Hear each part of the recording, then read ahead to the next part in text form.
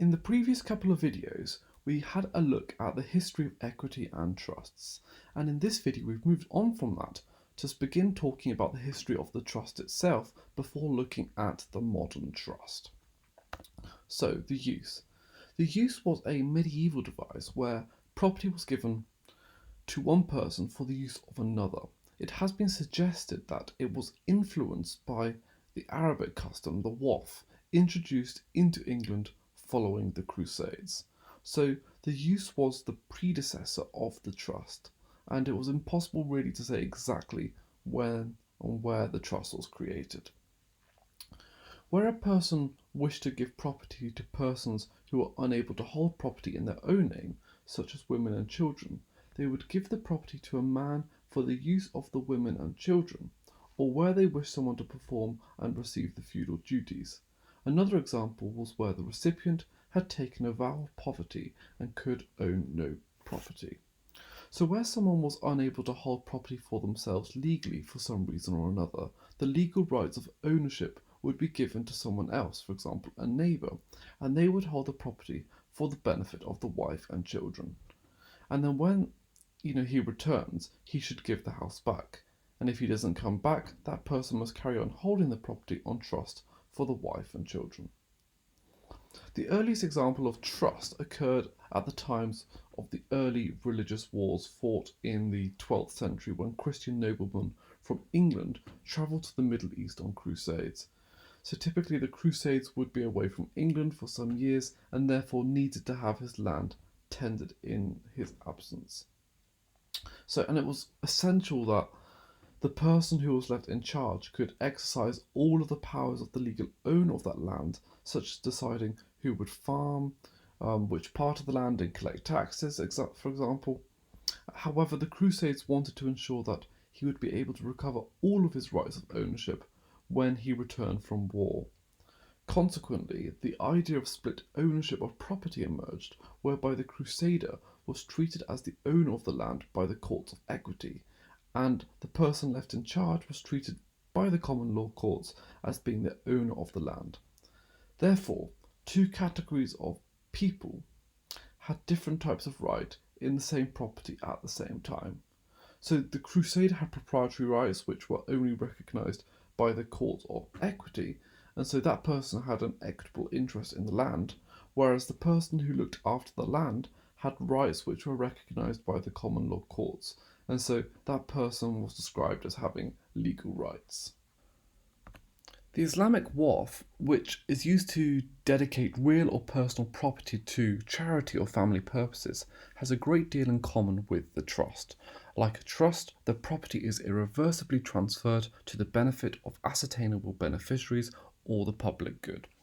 So the waqf was a device which was used within Muslim families to provide for property to be held by one family member for the benefit of another family member who required charity. It has been suggested that either the Crusaders or the Franciscan monks brought this idea back to them. And one account, so with regards to the monks, one account does locate the earliest use of the trust as being created for Franciscan monks, and Franciscan monks who took a vow of poverty and therefore could own no property. Consequently, if anyone wanted to give money to monks in a particular monastery, it was necessary for someone else to hold that property for the benefit of the monks. And it was important to ensure that the monks would have the use of the property and that this third party would not be allowed to take the property for herself, hence imposing the obligation of trusteeship on the person who held the property. In other words, monks used trusts to enjoy the benefit of land without infringing their vow of poverty by actually being owners of the land. In the Privy Council case of Riziki, in which the validity of a waqf was considered, Lord Evershed noted that in general form and structure the document follows precisely those of an ordinary English settlement. So he said that the waqf looked like a trust here. A use was not enforceable at common law. The court could not look behind the legal ownership to the agreement that the property would be used for the beneficiary or return the property to the original owner. However, the Lord Chancellor would enforce uses. So when a use was created, The person who had been given the legal ownership was expected to use the profit of the land to help the wife and kids. The issue was that not everyone would do that, so the beneficiaries would go to the court because they are destitute.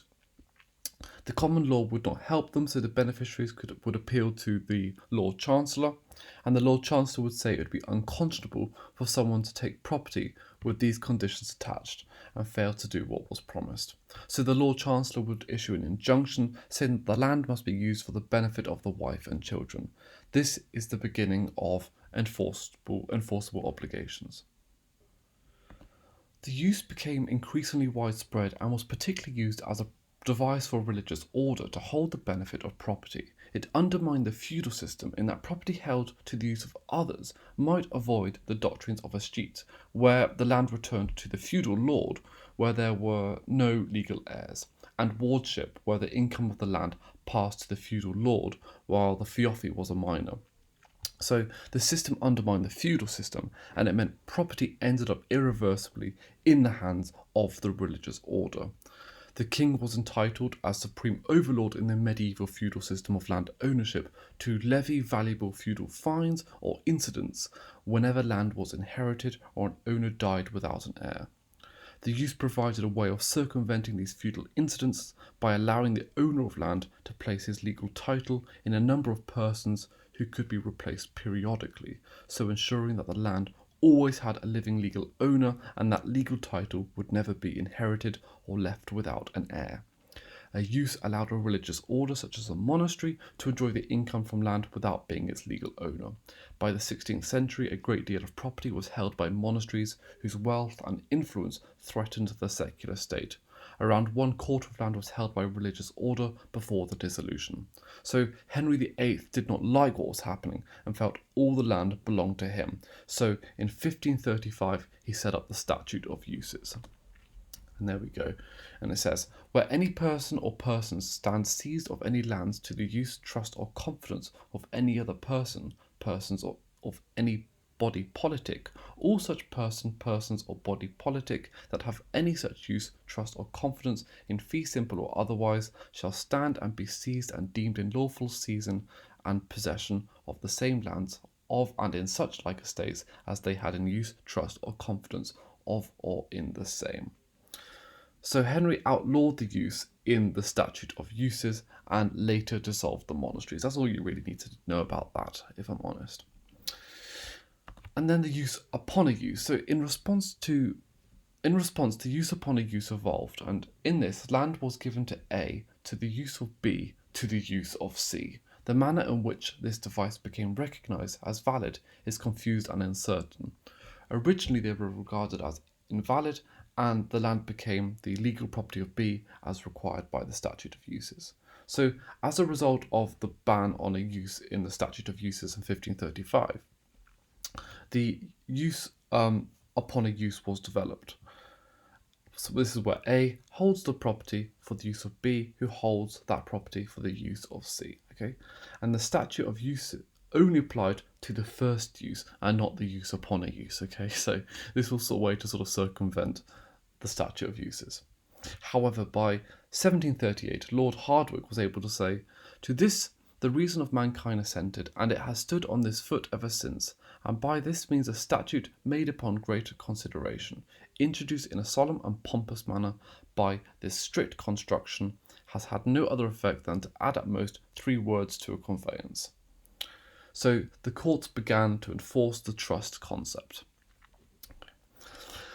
And that is really the backdrop and the history of the trust itself. So we can see how it developed over time from, around the Crusades or from monks all the way through to more modern times where they have started to accept trust following the use and the use upon a use. In the next video, we're going to look more at the modern trust itself and begin explaining stuff like the magic triangle. So if you have any questions about this video, make sure you leave a comment below and subscribe to my channel because there'll be new videos every single day. Thank you very much for watching.